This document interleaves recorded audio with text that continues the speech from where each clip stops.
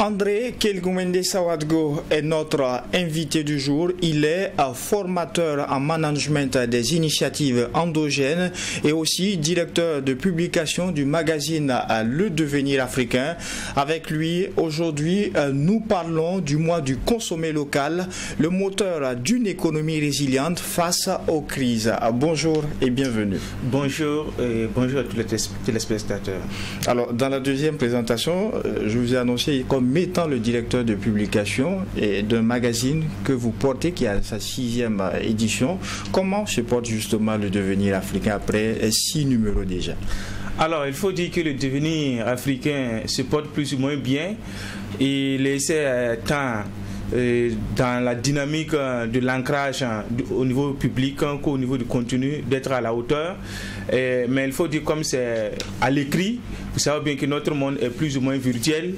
Voilà, donc c'est ce qui fait que en termes, j'allais dire, d'intérêt populaire, ce n'est pas aussi évident, mais c'est le contenu surtout qui, voilà, j'allais dire, intéresse les gens, surtout que nous avons balisé notre champ d'action essentiellement sur l'économie endogène, la culture, l'éducation et l'environnement.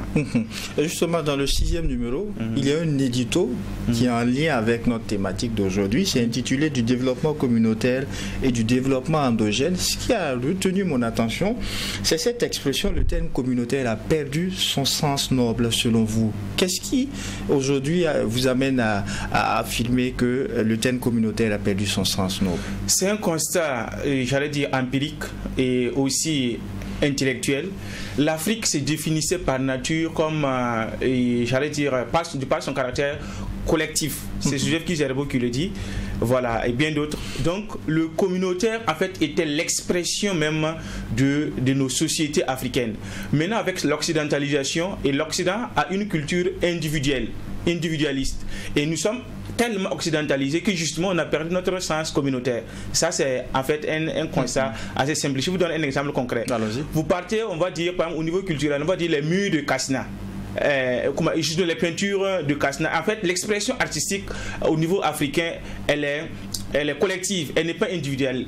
Alors que par exemple, ou bien la pensée, on va dire proverbe Moussi, proverbe d'Agara, mais on ne va pas dire proverbe de Kaboré, ou bien. Alors que dans la dynamique occidentale, c'est l'individu, la philosophie de Kant, la philosophie de Hegel. Vous voyez, donc alors que nous sommes de plus en plus occidentalisés, donc il va de soi que justement nous nous retrouvions justement dans ce paradigme individuel. Alors, on parle du consommation local. Nous sommes en plein mois d'octobre, un mois dédié justement à la consommation de tout ce que nous avons au plan local. Pour vous aujourd'hui, quels sont les défis du consommation local?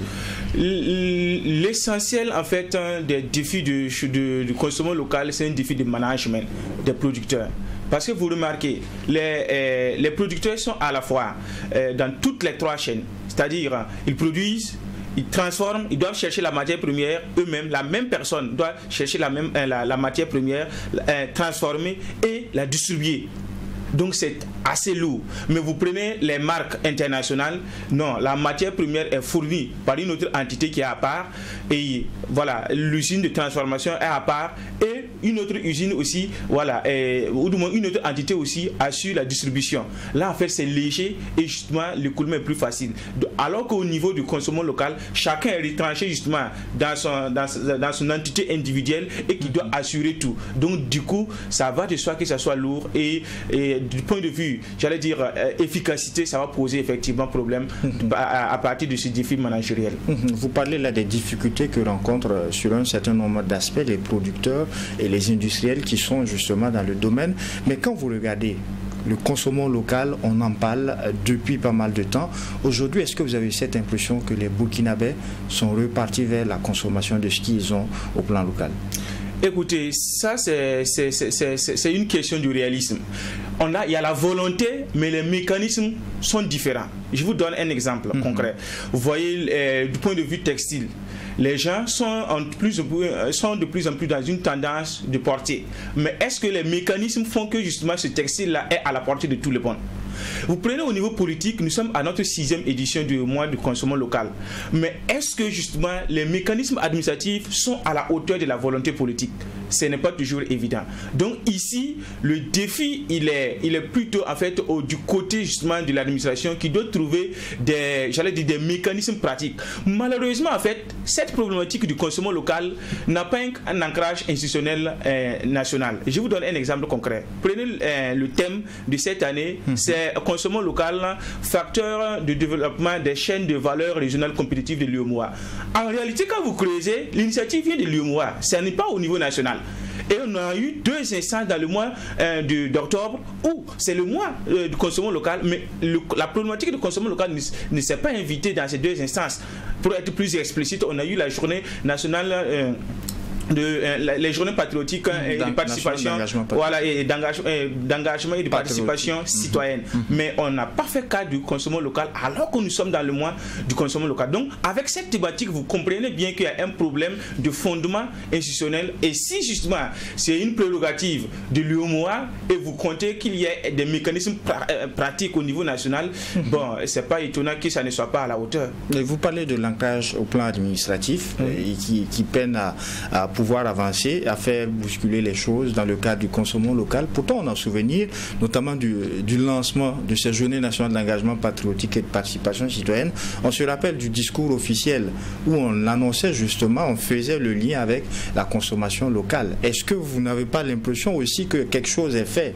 Quand on dit au plan administratif, quand on remonte aux 5 dernières années, entre la consommation, comment est-ce que c'était fait, entre au plan des industriels, des agriculteurs, des producteurs qui font la production locale, et bien on se rend compte aujourd'hui qu'il y a beaucoup plus d'engouement. Quand on repart aux années, je dirais 2016-2015, avec le plan vestimentaire, ce n'était pas la même chose. Est-ce qu'il n'y a pas une population qui s'adapte et qui s'intéresse? Est-ce qu'il n'y a pas aussi une administration qui a fait un pas? En réalité, je ne nie pas. Moi, j'analyse de manière objective. Il y a cette tendance, il y a cette volonté politique, mais en termes d'efficacité, c'est bien loin du défi. Je vais vous donner un cas concret. Allons-y. Vous prenez par exemple aussi la promotion de la médecine africaine. C'est plus ou moins dans cette dynamique du consommation local.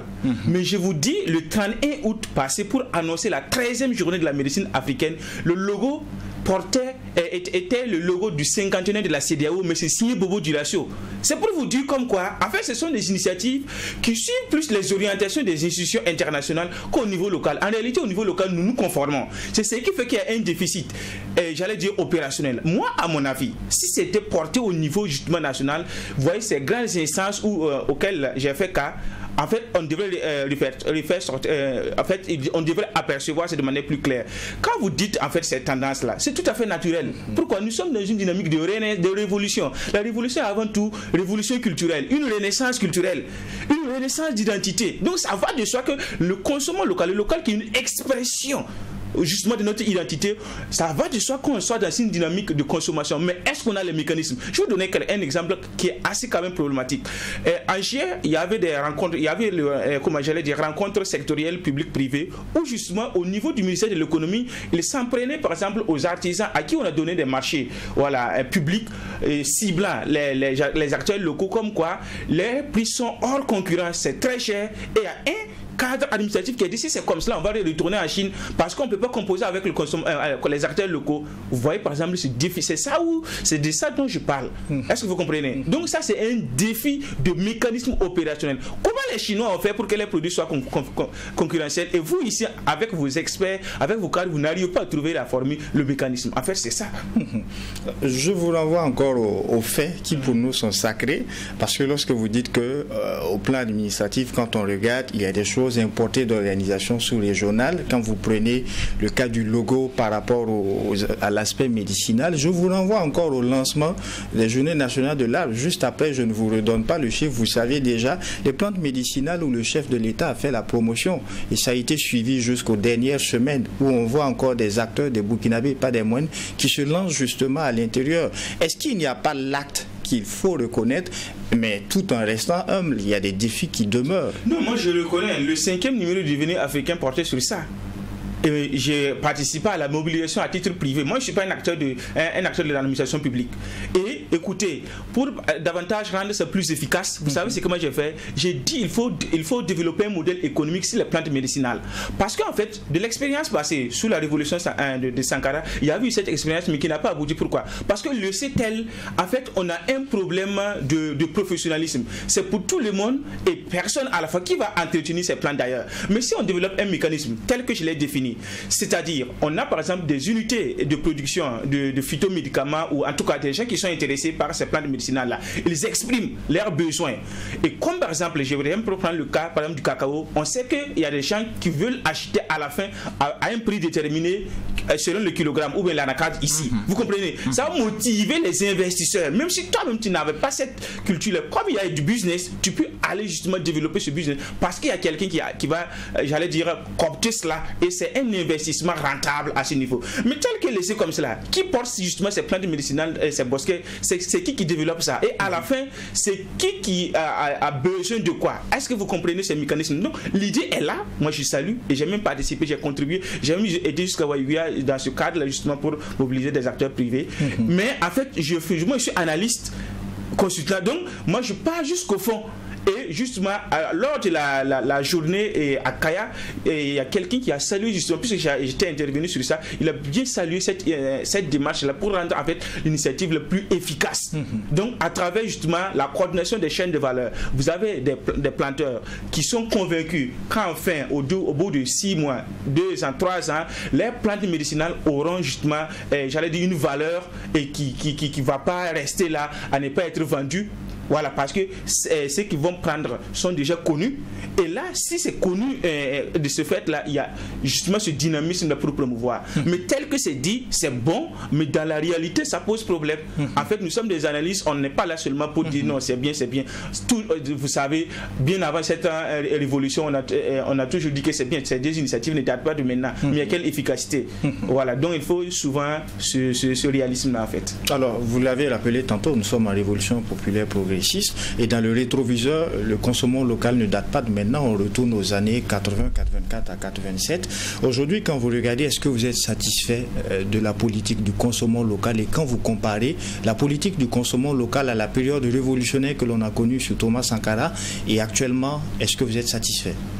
Alors, il faut dire par là que ça c'est à l'administration de sortir en fait, donner en fait ces éléments d'appréciation, parce que c'est très très délicat, comme par exemple ce que vous venez par exemple de présenter. Je réagis, on peut avoir une autre compréhension, mais c'est l'administration publique qui a en charge justement ces défis de consommation local là, de sortir donner des données.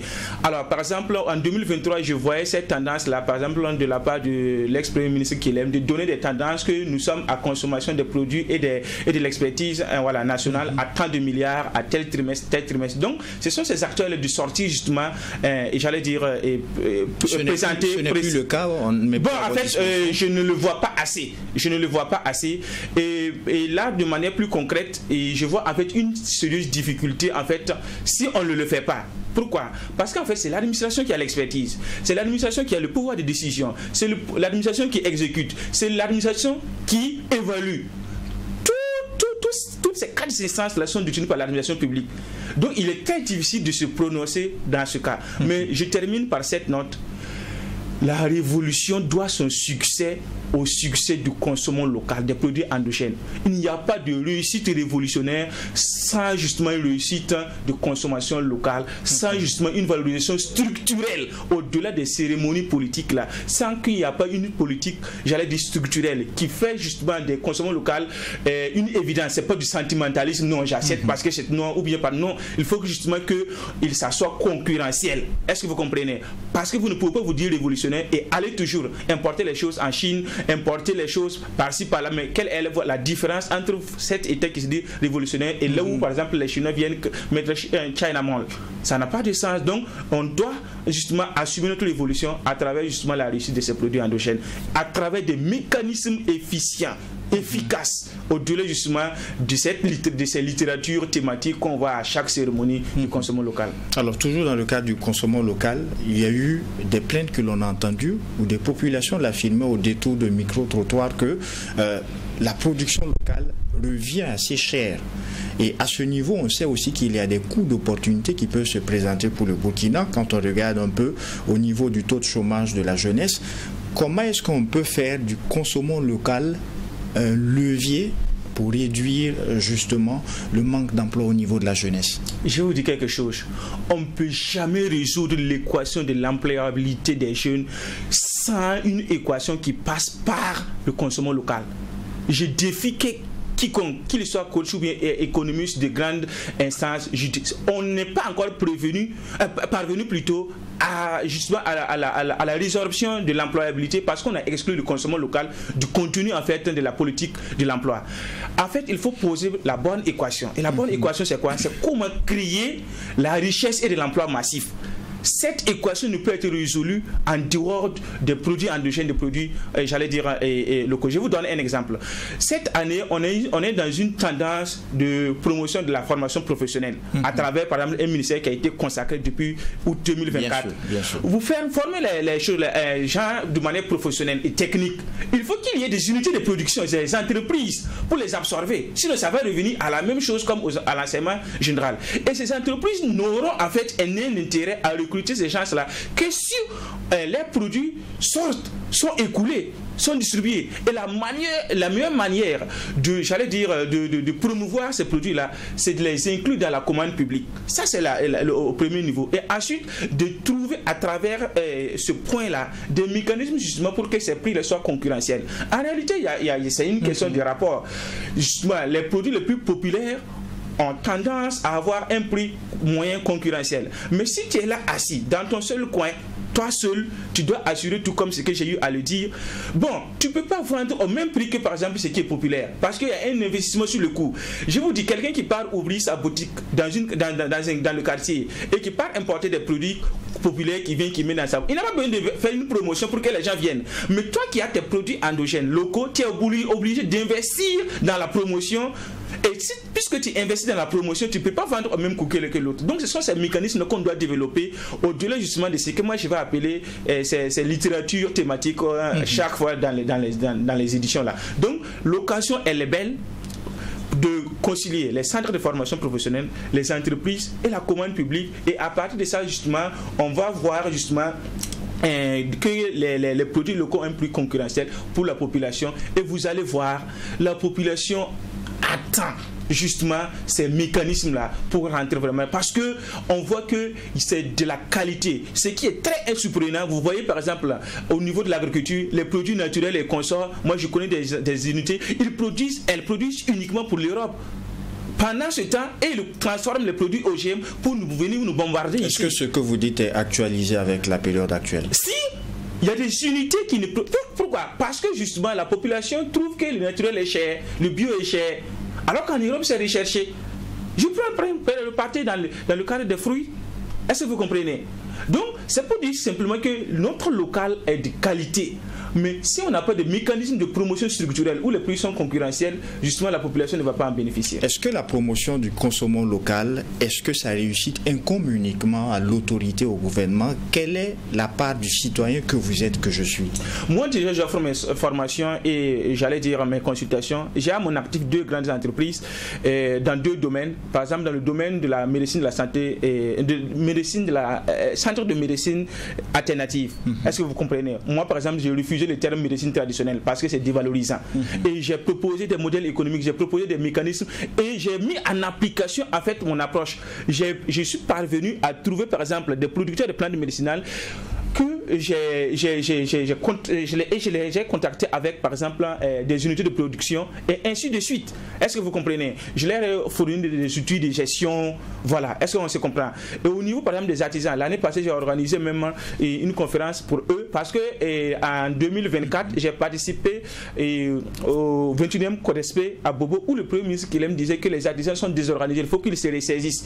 Moi je suis venu à l'occasion du 3e numéro, j'ai fait justement une conférence pour eux à la Médina médiathèque où j'ai exposé justement la problématique avec des solutions. C'est ce que moi j'offre. Mais bien sûr, au-delà du militantisme, et moi depuis 2024, je suis dans une association de Burkina Faso où nous faisons chaque année la foire du consommant local. Et c'est que la promotion du consommant local. Voilà, je ne fais que cela. Non seulement dans le militantisme, mais aussi dans une offre commerciale.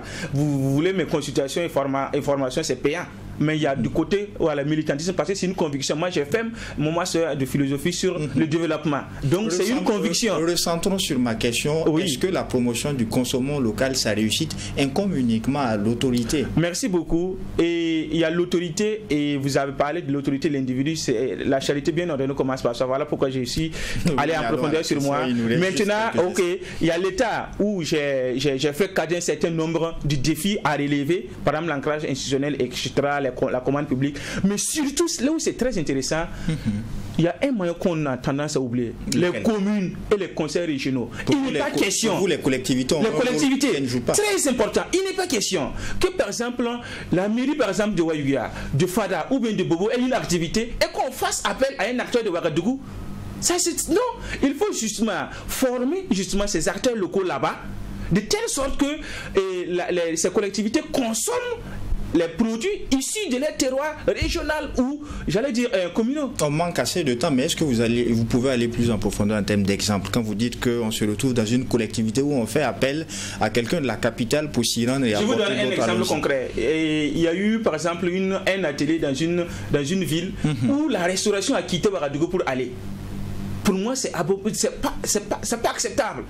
Il faut justement que ces entités justement, j'allais dire communales ou régionales là, s'organisent en amont et en aval. Est-ce qu'on n'est pas toujours dans la promotion du consommant local, puisqu'après tout c'est le Burkina qui gagne? On n'est pas en mais écoutez, si vous n'êtes pas assez pragmatique comme cela, écoutez, c'est la même chose que justement au niveau international on a fait. Quand on ouvre trop, ceux qui sont déjà compétitifs au niveau international enjamber les nationaux. C'est la même chose au niveau national. Si on laisse tout, avoir ici comme le cadre plus précis, c'est eux qui vont quitter ici, aller à Fada, prendre justement ce qui devait revenir à ce que c'est pas de la séparation, mais en fait c'est du réalisme en tant que tel. Vous avez été bien compris. Dernier mot, maintenant que nous sommes au thème du temps imparti.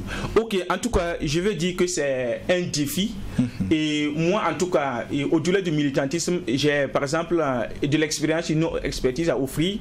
Et dans ce cas, je pense bien qu'avec par exemple les collectivités, pas seulement au niveau de l'État et individuellement, tous ceux qui sont justement dans cette dynamique-là, on peut développer des mécanismes de coopération plus efficaces pour la réussite justement du consommant local. Merci à vous, André Kelgwende Sawadgo. Merci d'avoir accepté cette invitation du DEJ Matinal Info de Twi TV et Watt FM pour échanger justement sur cette question du consommant local. On espère vous retrouver très prochainement pour une autre thématique et toujours en lien avec votre domaine. Merci bien. Merci également à vous, auditeurs et téléspectateurs des médias leaders Twi TV et Watt FM, ainsi sur le FM donc, ce numéro du DEJ Matinal Info. En attendant, à Dieu voulant de vous retrouver pour un prochain numéro, non seulement portez-vous bien, mais aussi et surtout que Dieu bénisse le Burkina Faso. Au revoir.